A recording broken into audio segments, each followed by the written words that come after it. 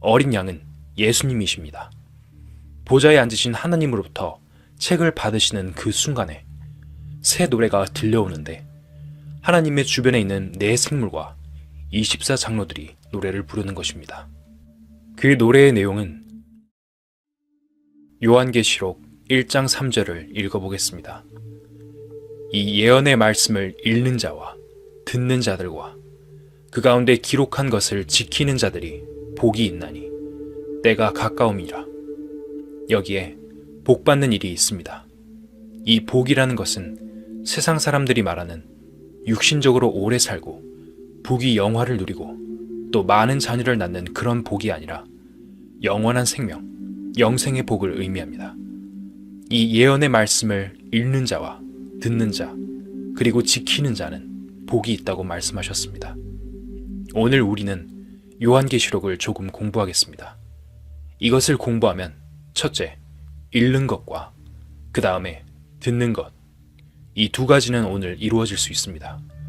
그 다음에 그 가운데 기록한 것을 지키는 자들이 복이 있다고 했는데 이 지키는 문제는 어떻게 될지 모르겠습니다. 우리가 같이 읽을 수 있고 들을 수 있지만 지킨다고 하는 것은 각자의 마음속에 결정해야 할 문제이기 때문에 사람마다 차이가 있으리라고 생각을 합니다.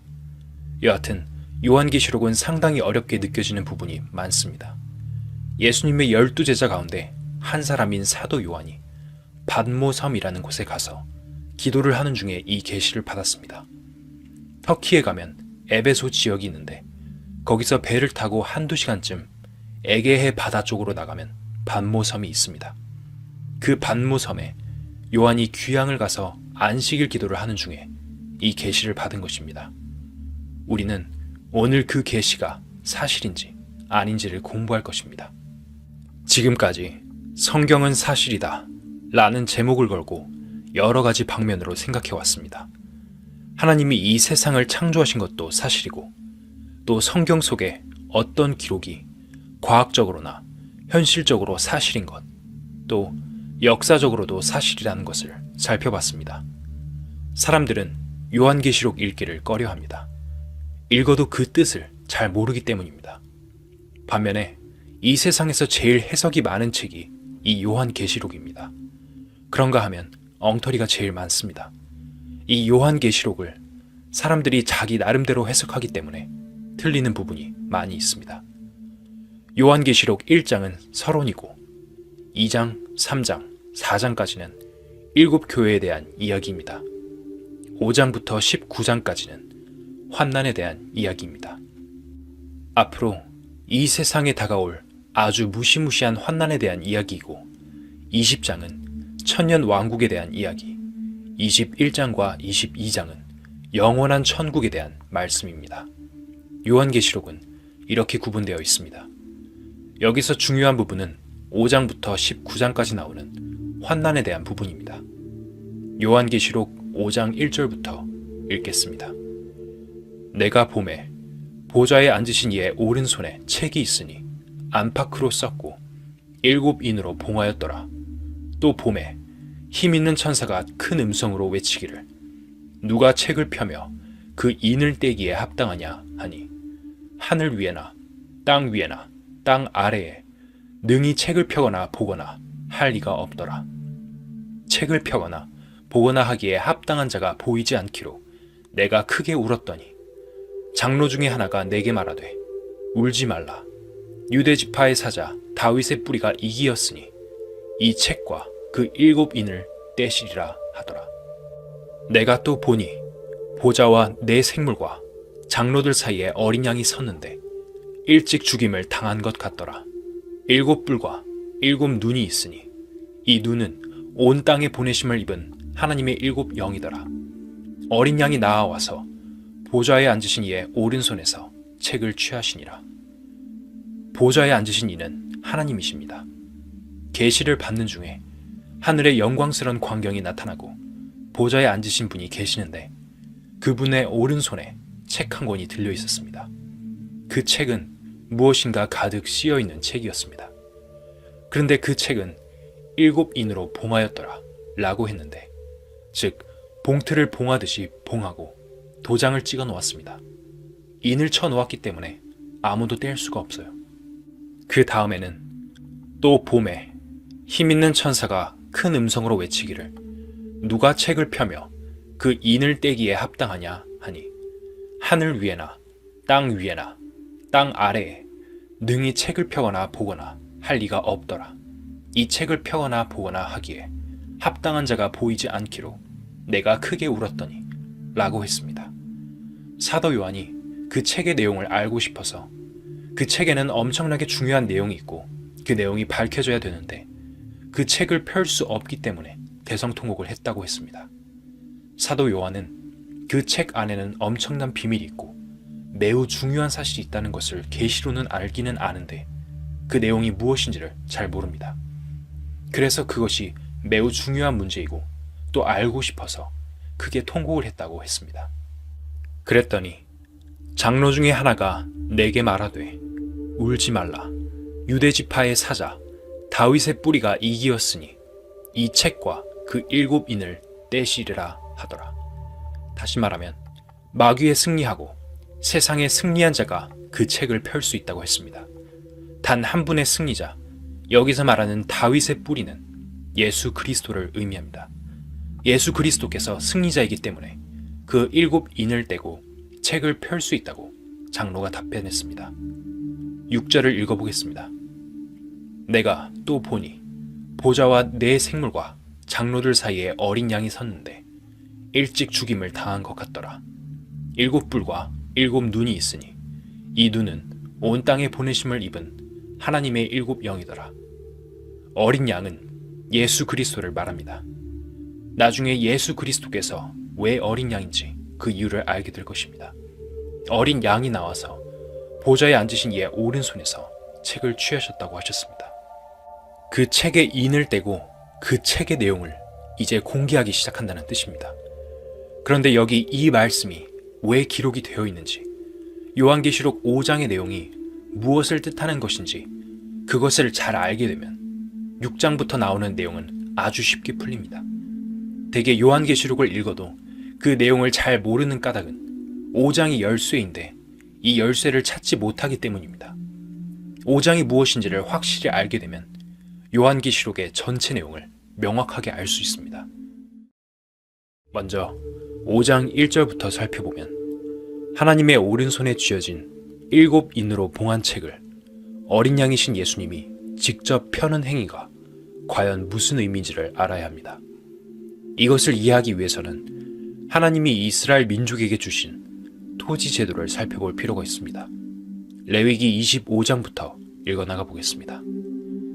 토지를 영영히 팔지 말 것은 토지는 다 내 것임이라. 너희는 나그네요 우거하는 자로서 나와 함께 있느니라.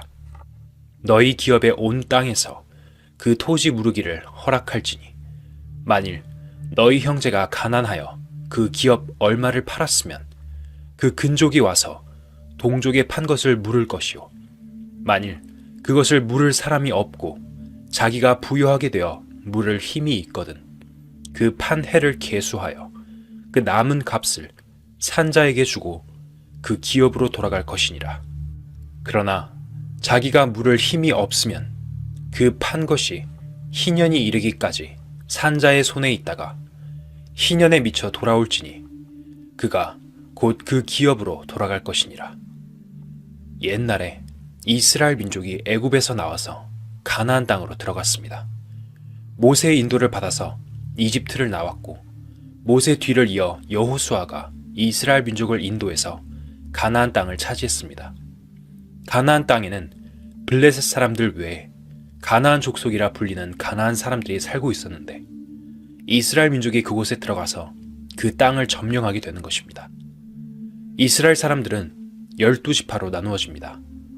땅을 12등분을 해서 나누고 지파 안에서도 각 가정별로 땅을 전부 다 나누어서 토지를 소유했습니다. 그렇게 살다가 어떤 사람이 가난하게 되어 그 토지를 팔아야 할 경우가 생기면 가장 가까운 친척에게 팝니다. 친척 중에 살 사람이 없어서 다른 사람에게 넘어가면 나중에 가까운 친척이 값을 주고 물려올 수 있는 제도가 있습니다. 그런 것도 되지 않으면 그 토지는 50년이 지나면 옛날 주인에게로 돌아옵니다. 50년 만에 그 토지가 본 주인에게로 돌아오는 그 해를 가리켜 희년이라고 합니다. 이스라엘 땅에는 희년이라는 절기가 있는데 희년이 되면 50년 만에 자기 땅, 팔아먹은 땅이 자기 것으로 돌아옵니다. 지금도 이스라엘에는 온 세계에 있던 유대인들이 돌아와서 키부츠 운동이라든지 모샤브 운동을 펼치기 위해 단체로 국가로부터 땅을 빌립니다. 그런데 그 기한이 50년이랍니다. 50년 동안 정부로부터 땅을 빌려 경작하다가 50년이 되면 정부의 것으로 돌아갑니다. 땅을 팔 때는 우리나라에서 토지 부동산 매매를 할 때 증서를 쓰는 것과 마찬가지로 매매 증서, 즉 계약서를 씁니다. 갑과 을이 땅값은 얼마이고 누가 누구한테 산다 하고 계약서를 쓰고 돈을 지불하고 그 다음에 증인을 세웁니다. 증인이 거기다가 도장을 찍습니다. 나중에 그것을 다시 물려올 때에는 그 계약서를 열람하는 제도가 있습니다. 이런 제도를 구체적으로 이행하는 상황을 담은 성경 한 구절 읽어보겠습니다. 예레미야 32장입니다. 예레미야가 가로되 여호와의 말씀이 내게 임하였느니라. 이르시기를 보라, 네 숙부 살룸의 아들 하나멜이 네게 와서 말하기를 너는 아나돗에 있는 내 밭을 사라. 이 기업을 물을 권리가 네게 있느니라 하리라 하시더니 여호와의 말씀같이 나의 숙부의 아들 하나멜이 시위대 뜰 안 내게로 와서 이르되 청하노니 너는 베냐민 땅 아나돗에 있는 나의 밭을 사라. 기업의 상속권이 네게 있고 물을 권리가 네게 있으니 너를 위하여 사라 하는지라. 내가 이것이 여호와의 말씀인 줄 알았으므로 내 숙부의 아들 하나멜의 아나돗에 있는 밭을 사는데 은 17세겔을 달아주되 증서를 써서 임봉하고 증인을 세우고 은을 저울에 달아주고 법과 규례대로 임봉하고 임봉치 아니한 매매 증서를 내가 취하여 나의 숙부의 아들 하나멜과 매매 증서의 인친 증인의 앞과 시위대 뜰에 앉은 유다 모든 사람 앞에서 그 매매 증서를 마세아의 손자 네리야의 아들 바룩에게 붙이며 그들의 앞에서 바룩에게 명하여 이르되 만군의 여호와 이스라엘의 하나님이 이같이 말씀하시기를 너는 이 증서 곧 임봉하고 임봉치 않은 매매 증서를 취하여 토기에 담아 많은 날 동안 보존케 하라. 만군의 여호와 이스라엘의 하나님 내가 이같이 말하노라. 사람이 이 땅에서 집과 팥과 포도원을 다시 사게 되리라 하셨다 하니라. 예레미야 선지자에게 하나님의 말씀이 임하셨는데 사촌이 와서 밭을 사라고 말할 테니까 너는 그 밭을 사라고 하는 명령을 받았습니다. 그러고 있는데 하나멜이라 하는 사촌이 와서 내 밭을 사라고 했습니다. 상속권이 예레미야에게 있으니 밭을 사라고 해서 사는 과정에 대한 설명입니다. 사는데 어떻게 하는지 10절을 보겠습니다. 증서를 써서 임봉하고 증인을 세우고 은을 저울에 달아주고 법과 규례대로 임봉하고 임봉치 아니한 매매 증서를 내가 취하여 나의 숙부의 아들 하나멜과 매매 증서의 인친 증인의 앞과 시위대 뜰에 앉은 유다 모든 사람 앞에서 그 매매 증서를 마세야의 손자 네리야의 아들 바룩에게 붙이며 바룩이라는 사람은 성전에서 어떤 일을 하는 사람인 것 같습니다. 이 매매 증서를 성전 안에 보관하게 됩니다. 그래서 나중에 예레미야나 사촌 하나멜이 돈이 생겨서 그 밭을 도로 찾으려고 하면 임봉되지 않은 증서를 열람해야 합니다.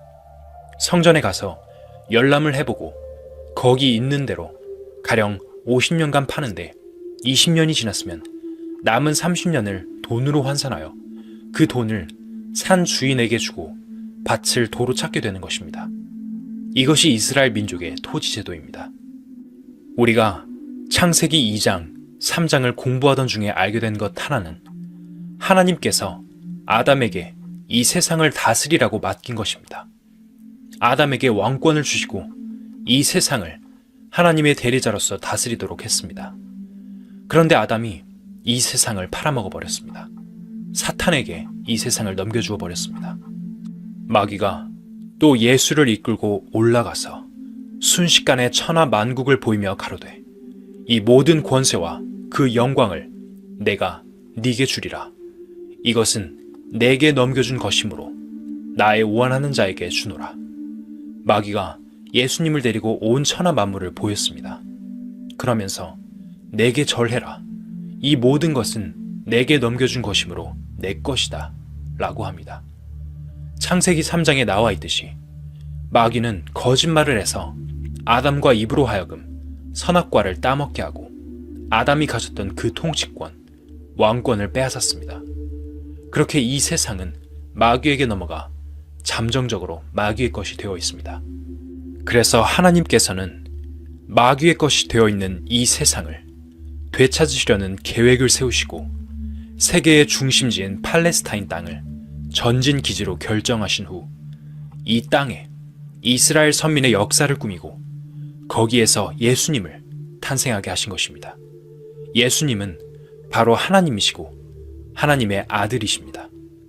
예수님이 이 땅에 오셔서 온 세계를 다시 찾는 작업을 하시는 것입니다.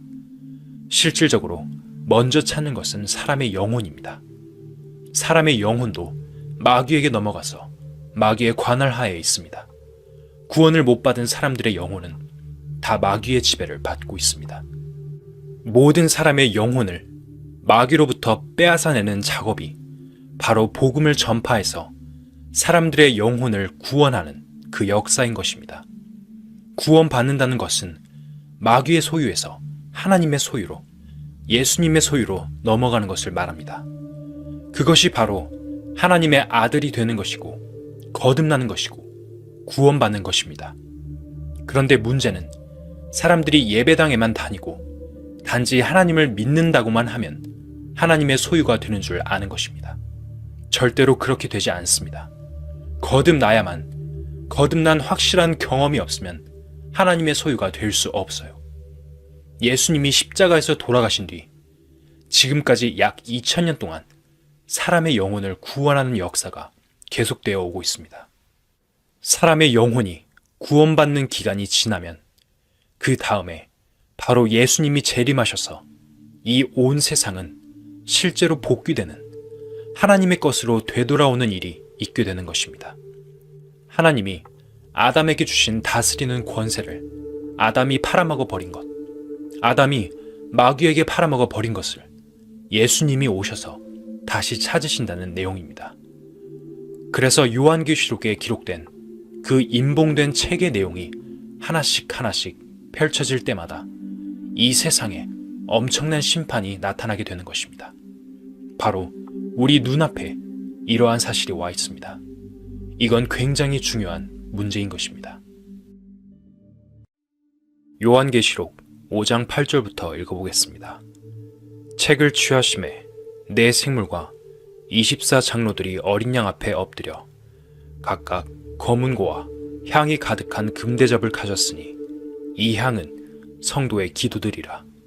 새 노래를 노래하여 가로되 책을 가지시고 그 임봉을 떼기에 합당하시도다.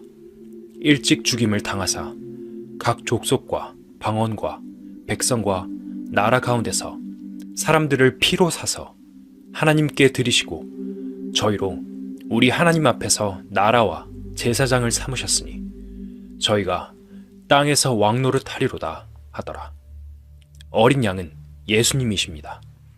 보좌에 앉으신 하나님으로부터 책을 받으시는 그 순간에 새 노래가 들려오는데 하나님의 주변에 있는 네 생물과 24장로들이 노래를 부르는 것입니다. 그 노래의 내용은 하나님의 아들 예수 그리스도가 이기셨기 때문에 그 인을 떼기에 합당하다는 것입니다. 인을 뗀다는 것, 그 책을 개봉한다는 것은 굉장히 엄청난 기쁨이기 때문에 노랫소리가 하늘에서 들려오는 것입니다. 계속해서 11절을 읽겠습니다. 내가 또 보고 들음에 보좌와 생물들과 장로들을 둘러선 많은 천사의 음성이 있으니 그 수가 만만이요 천천이라. 큰 음성으로 가로되 죽임을 당하신 어린 양이 능력과 부와 지혜와 힘과 존귀와 영광과 찬송을 받으시기에 합당하도다 하더라. 하늘에 있는 네 생물과 24장로만 노래를 부른 것이 아니고 수천만, 수억이 되는 천사들도 우렁찬 노래를 부릅니다. 죽임을 당하신 어린 양이 능력과 부와 지혜와 힘과 존귀와 영광과 찬송을 받으시기에 합당하도다. 13절을 보겠습니다. 내가 또 들으니 하늘 위에와 땅 위에와 땅 아래와 바다 위에와 또 그 가운데 모든 만물이 가로되 보좌에 앉으신 이와 어린 양에게 찬송과 존귀와 영광과 능력을 세세토록 돌릴지어다 하니 네 생물이 가로되 아멘 하고 장로들은 엎드려 경배하더라. 온 천지 만물이 다 노래를 부릅니다. 만물이 어떻게 노래를 부를까요? 바다의 물고기도 노래를 부르고 온 천지 만물이 노래를 부른다고 했습니다. 그것은 마귀에게 넘어가서 고통을 당하던 세월이 지나가고 이제는 완전한 해방을 받게 되었기 때문에 부르는 노래입니다. 해방의 노래를 부르는 거예요. 로마서 8장을 읽겠습니다. 피조물에 고대하는 바는 하나님의 아들들에 나타나는 것이니 피조물이 허무한 데 굴복하는 것은 자기 뜻이 아니요 오직 굴복해 하시는 이로 말미암음이라. 그 바라는 것은 피조물도 썩어짐의 종노릇한 데서 해방되어 하나님의 자녀들의 영광의 자유에 이르는 것이니라. 피조물이 다 이제까지 함께 탄식하며 함께 고통하는 것을 우리가 아나니 이뿐 아니라 또한 우리 곧 성령의 처음 익은 열매를 받은 우리까지도 속으로 탄식하여 양자될 것 곧 우리 몸의 구속을 기다리느니라. 여기 피조물이 허무한 데에 굴복하여 썩어짐의 종노릇한다. 피조물이 다 이제까지 함께 탄식한다 라고 말하고 있습니다. 이 세상 만물의 본래 주인은 아담입니다. 하나님께서 이 세상 모든 만물을 아담에게 맡겨서 아담으로 하여금 하나님의 대리자로서 이 세상을 다스리게 했습니다. 그런데 주인이 바뀌어 이 세상은 마귀의 지배 아래 들어갔습니다. 그래서 이 말씀은 이 세상이 썩어짐의 종노릇하고 탄식하고 괴로워하는 모습을 표현하고 있습니다. 창세기 3장을 읽어보겠습니다. 아담에게 이르시되 내가 내 아내의 말을 듣고 내가 너더러 먹지 말라 한 나무 실과를 먹었은즉 땅은 너로 인하여 저주를 받고 너는 종신토록 수고하여야 그 소산을 먹으리라. 땅이 내게 가시덤불과 엉겅퀴를 낼 것이라. 너의 먹을 것은 밭의 채소인즉 내가 얼굴에 땀이 흘러야 식물을 먹고 필경은 흙으로 돌아가리니 그 속에서 내가 취함을 입었음이라. 너는 흙이니 흙으로 돌아갈 것이니라 하시니라. 본래 아담은 흙으로 만들어졌습니다. 그런 아담에게 세상을 다스리는 권세를 주셨는데 아담이 선악과를 먹어 땅이 저주를 받았습니다. 땅이 저주를 받았다는 말은 토지에만 해당되는 것이 아니라 원래 흙인 사람의 육신도 저주를 받고 모든 짐승도 저주를 받고 모든 만물이 다 저주 아래에 있다는 것입니다. 마귀의 지배 아래 넘어간 것입니다. 이제 갓 태어난 병아리를 보면 자꾸 만지고 싶고 뽀뽀하고 싶을 정도로 예쁩니다. 그렇게 예쁜 병아리라도 생명이 떠나 날개와 두 다리를 뻗고 누워있으면 굉장히 보기 싫습니다. 아주 아름다운 꽃도 얼마 있으면 시듭니다. 세상에 시든 꽃을 보는 것보다 보기 싫은 것은 없습니다. 그것은 이 세상 모든 만물이 썩어짐의 종노릇하고 탄식하는 것을 보여주는 일면입니다. 우리가 아름다운 꽃동산에 가보면 겉으로는 아름다운 꽃이 피어서 굉장히 아름답지만 한편에서는 소리 없는 비명소리가 나요. 뱀이 개구리를 잡아먹는다든지 벌레가 꽃뿌리를 갉아먹는다든지 하는 비참한 일이 그늘진 곳에서 일어나고 있습니다. 그와 마찬가지로 이 세상은 겉으로 보기에는 아름답지만 속에서는 문제가 많습니다. 현재 이 세상은 어떤 세상입니까? 공해로 말미암아 마실 물도 들이마실 공기도 나쁜 세상이 되어가고 있어요. 오존층이 파괴되어 가고 있습니다. 오존층이 파괴되면 자외선 때문에 많은 생물이 죽고 사람에게는 피부암이 생겨납니다. 벌써 이 지구상에는 예를 들면 미국 같은 데도 그런 사람들이 많이 생겨나고 있어요.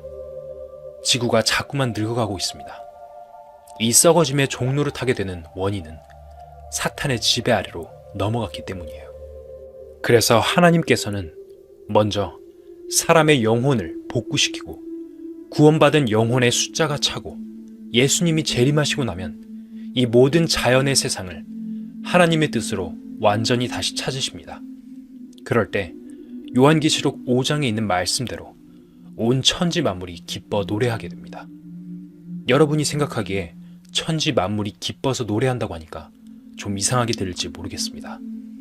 사실 우리가 조금 시각을 넓혀 생각하면 이 우주에도 노래가 있습니다. 성경에 보면 별들이 노래한다는 말이 있습니다. 어떻게 노래하는가 하는 생각이 드시겠지만 다음 말을 들어보시면 조금 짐작이 가시리라 생각합니다. 제가 미국 워싱턴에 있는 인공위성을 만드는 회사에 갔는데 거기 어떤 판이 돌아가고 있었어요. 그것은 인공위성을 타고 지구 밖에 나가서 지구가 도는 소리를 녹음해 놓은 것입니다. 지구가 도는 소리는 우리 귀에 들리지 않습니다만 사실은 엄청난 소리가 나는 것입니다. 이 지구가 자전할 때는 엄청난 소리가 나고 또 공전하는 과정에서도 굉장한 소리가 납니다. 그러나 사람의 귀는 주파수 얼마 이상, 얼마 이하는 못 듣습니다. 지구가 도는 소리는 엄청나지만 이 귀로는 못 듣습니다. 만일 지구가 도는 소리를 들으면 사람이 못 살 것입니다. 못 듣는 것도 참 감사한 일입니다. 지구는 자기 궤도에서 소리를 내고 다른 별은 다른 궤도에서 소리를 냅니다.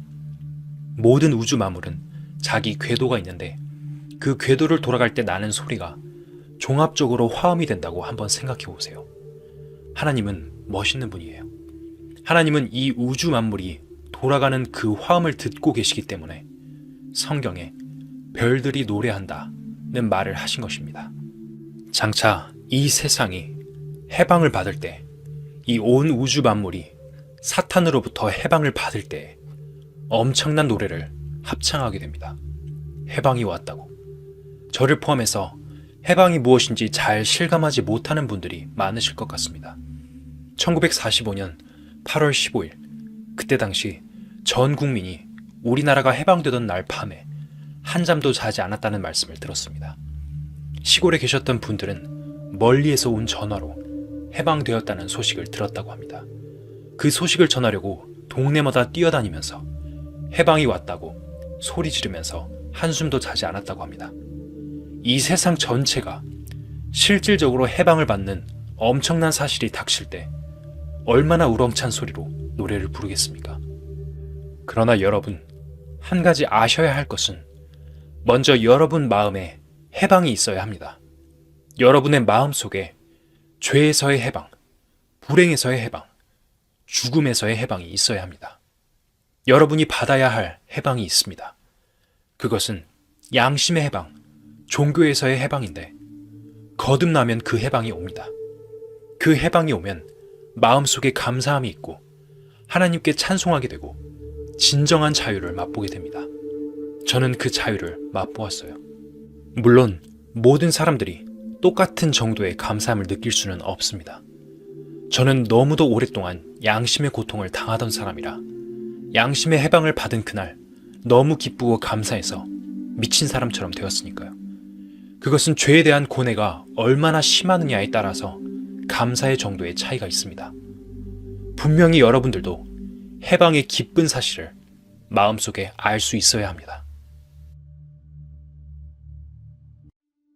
요한계시록 6장을 읽어보겠습니다. 내가 봄에 어린 양이 7인 중에 하나를 떼시는 그때에 내가 들으니 내 생물 중에 하나가 우레소리같이 말하되 오라 하기로 내가 이에 보니 흰 말이 있는데 그 탄 자가 활을 가졌고 면류관을 받고 나가서 이기고 또 이기려고 하더라. 이제 인이 떨어집니다. 7인이 있는데 그 7인이 차례대로 떼어져요.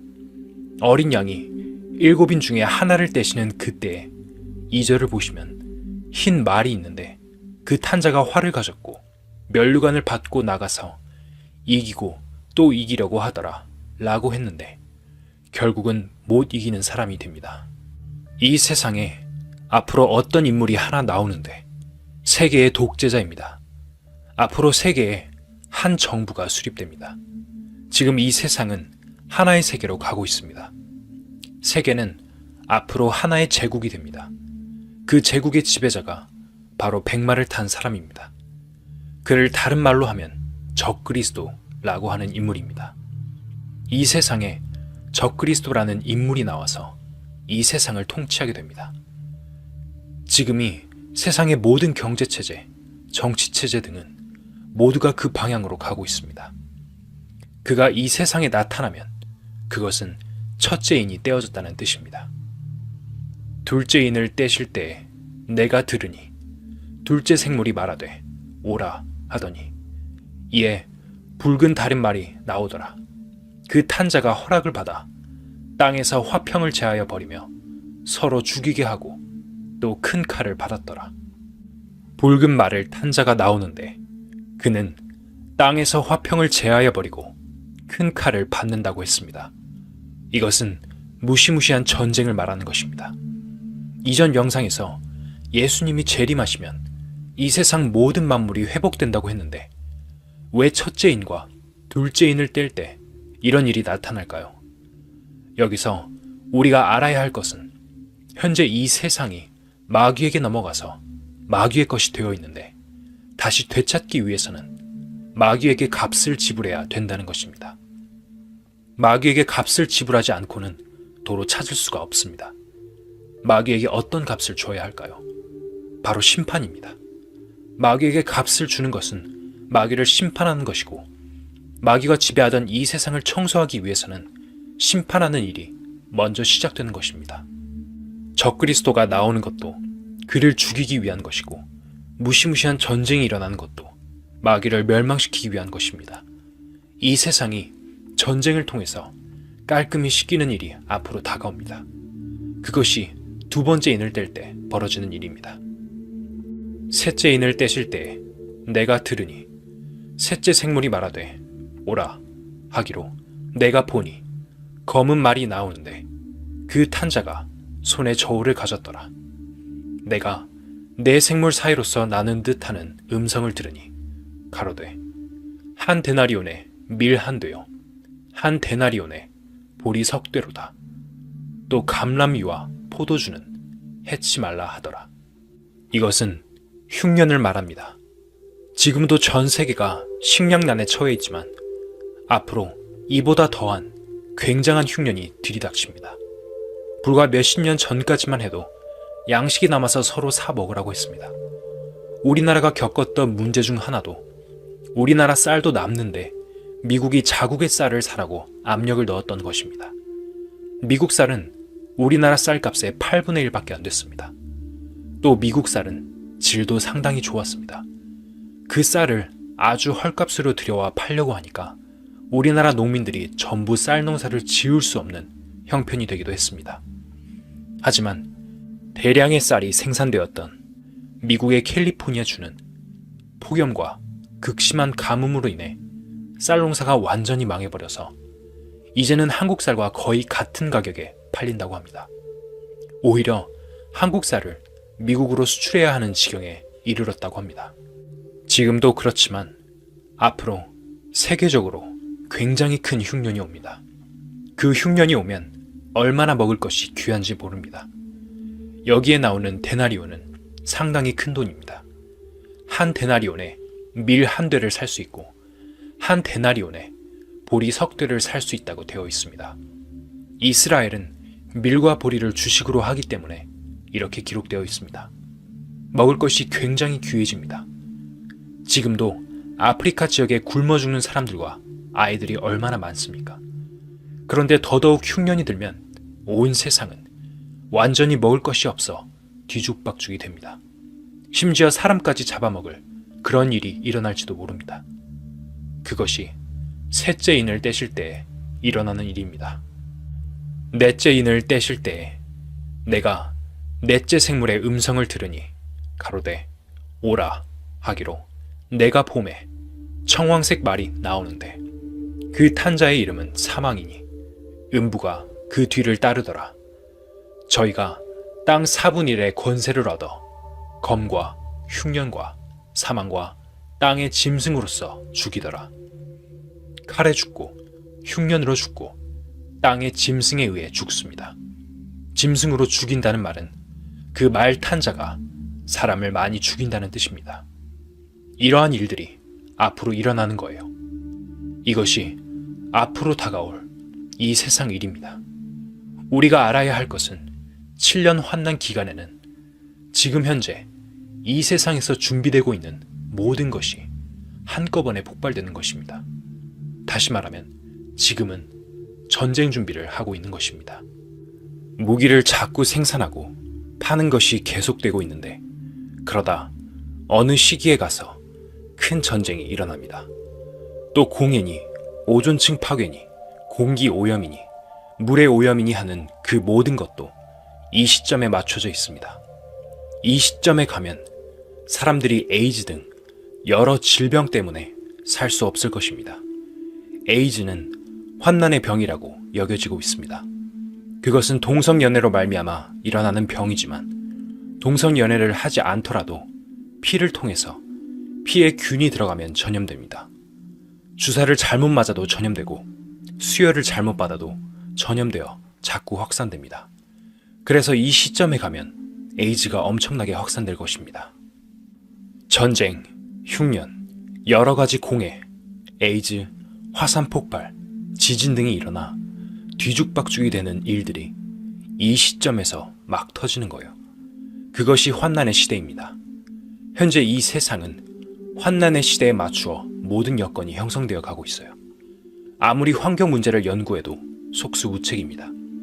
이제 인력으로는 환경 문제를 어떻게 할 수 없도록 되어 있습니다.